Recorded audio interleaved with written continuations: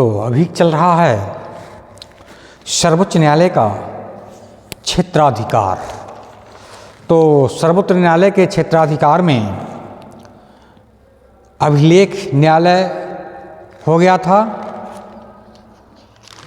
और प्रारंभिक अधिकारिता भी हो गया था। आज है अपीली अधिकारिता। अपीली अधिकारिता आज बताना है सर्वोच्च न्यायालय के क्षेत्राधिकार के संबंध में।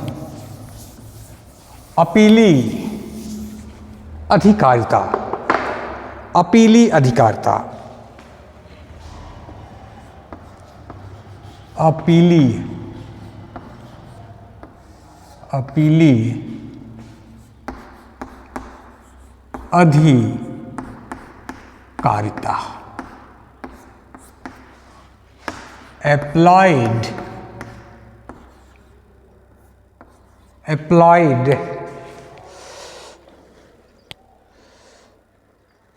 applied चलिए ध्यान दीजिए। तो अपीली अधिकारिता तो सर्वोच्च न्यायालय भारत का सर्वोच्च तथा अंतिम अपीली न्यायालय है। सर्वोच्च न्यायालय जो है भारत का सर्वोच्च तथा अंतिम अपीली न्यायालय है। इसे सभी उच्च न्यायालयों के निर्णयों के विरुद्ध अपीलें सुनने का अधिकार प्राप्त है। सर्वोच्च न्यायालय क्या है? भारत का सर्वोच्च न्यायालय है। अपीली न्यायालय है ये जो है अपीली न्यायालय है, यानी इसमें सभी उच्च न्यायालयों के निर्णयों के विरुद्ध अपीलें सुनने का अधिकार प्राप्त है।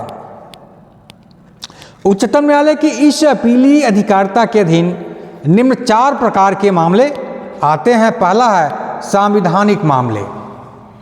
पहला है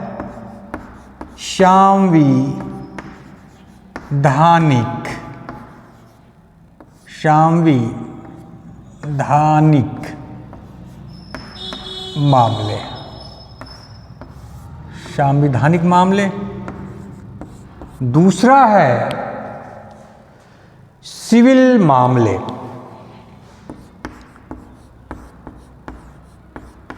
सिविल मामले। और तीसरा है दंडिक या आपराधिक मामलों में अपील। दंडिक या आपराधिक मामलों में अपील। और चौथा है विशेष इजाजत से अपील।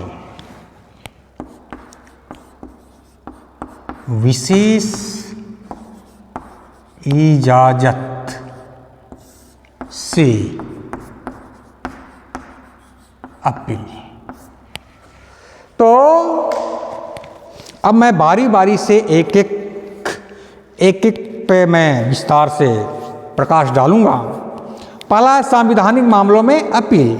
अपील इन कॉन्स्टिट्यूशनल मैटर। तो संवैधानिक मामले में अपील भारतीय संविधान के अनुच्छेद 132 में किया गया है। यह मामले में अनुच्छेद 132 में वर्णन किया गया है। यह अनुच्छेद कहता है कि भारतीय संविधान का अनुच्छेद 132 कहता है कि भारतीय संविधान के अनुच्छेद 132(1) यह कहता है कि भारत राज्य के किसी उच्च न्यायालय के निर्णय, डिग्री, अंतिम आदेश की अपील उच्चतम न्यायालय में की जा सकती है।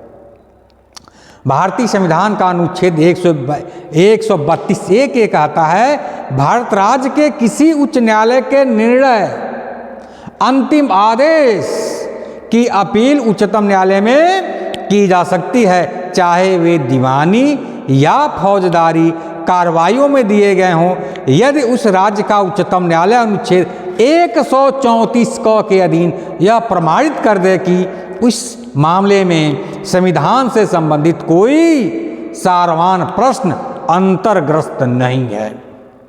दूसरा क्या है, यदि राज्य का उच्च न्यायालय ऐसा प्रमाण पत्र दे देता है तो कोई पक्षकार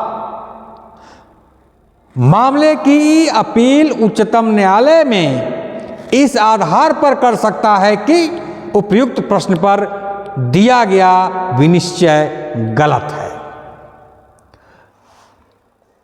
यदि राज्य उच्चतम न्यायालय उक्त प्रमाण पत्र नहीं देता है तो भी उच्चतम न्यायालय उक्त आधार पर अनुच्छेद 136 के अधीन विशेष इजाजत से अपील दाखिल करने की अनुमति दे सकता है। दूसरा है सिविल मामले में अपील इन सिविल मैटर्स।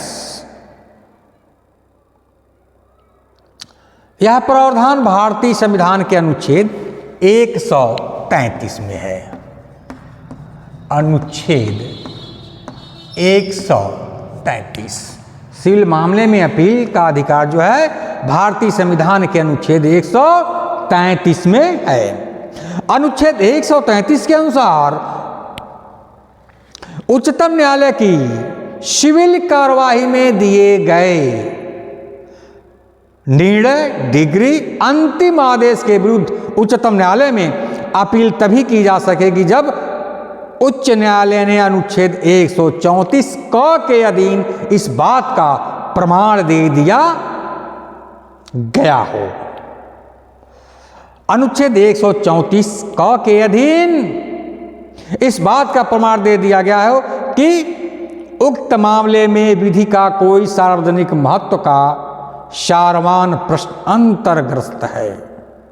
दूसरा है उच्च न्यायालय की राय में उक्त प्रश्न का उच्चतम न्यायालय द्वारा विनिश्चय आवश्यक है। परंतु अनुच्छेद 133(3) में कहा यह प्रावधान है कि उच्च न्यायालय के किसी एकल न्यायाधीश द्वारा किसी सिविल मामले में दिए गए निर्णय, डिक्री या अंतिम आदेश की अपील उच्चतम न्यायालय में नहीं हो सकेगी, क्योंकि उच्चतम न्यायालय के एकल न्यायाधीश के निर्णय के विरुद्ध अपील उच्च न्यायालय में ही बड़ी पीठ में की जा सकती है, परंतु संसद विधि बनाकर एकल न्यायाधीश के निर्णय के विरुद्ध भी उच्च न्यायालय में अपील का प्रावधान कर सकती है। तीसरा है दांडिक या आपराधिक मामले में अपील। तीसरा है दांडिक या आपराधिक मामले में अपील इन क्रिमिनल केसेस।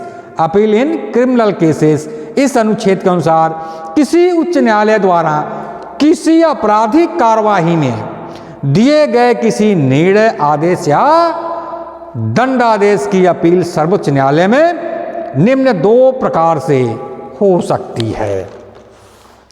पहला है उच्च न्यायालय के प्रमाण पत्र से और दूसरा है उच्च न्यायालय के प्रमाण पत्र के बिना। पहला है उच्च न्यायालय के प्रमाण पत्र से और दूसरा है उच्च न्यायालय के प्रमाण पत्र के बिना।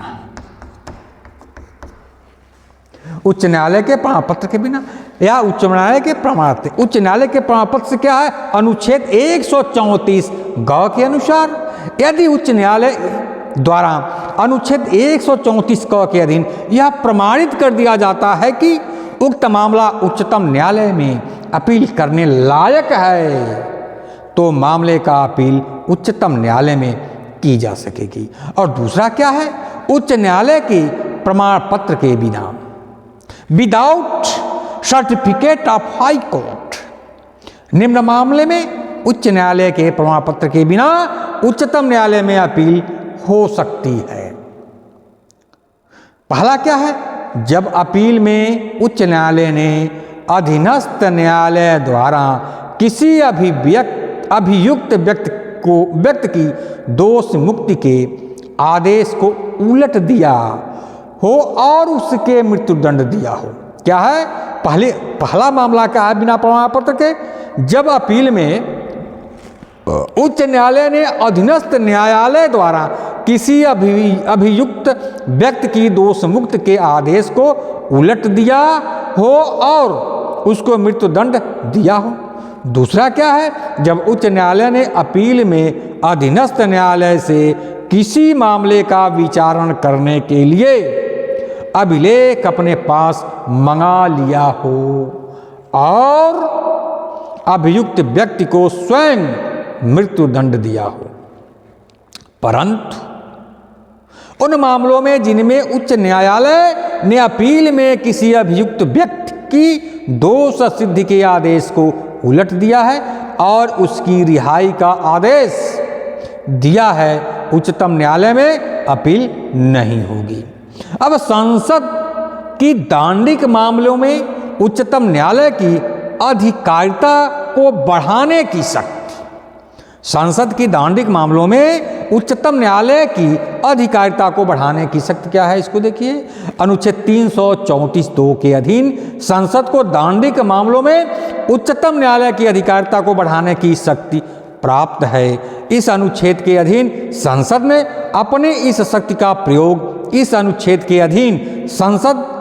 अपने इस शक्ति का प्रयोग करते हुए एक अधिनियम enrolment of criminal jurisdiction act 1970 पारित करके उच्चतम न्यायालय की अधिकारिता को निम्न मामलों तक बढ़ा दिया है। पहला क्या है? यदि उच्चतम न्यायालय अपील में निचले न्यायालय के विमुक्ति आदेश को उलटकर अभियुक्त को आजीवन कारावास या 10 वर्ष से अधिक अवधि के कारावास का दंड दिया है। दूसरा क्या है? यदि अपील में उच्च न्यायालय अधीनस्थ न्यायालय से परीक्षण के लिए किसी मामले की अपने पास मंगा लिया है और अभियुक्त को आजीवन कारावास या 10 वर्ष से कम का दंडादेश देता है। इसी के साथ आज का टॉपिक समाप्त हुआ। धन्यवाद।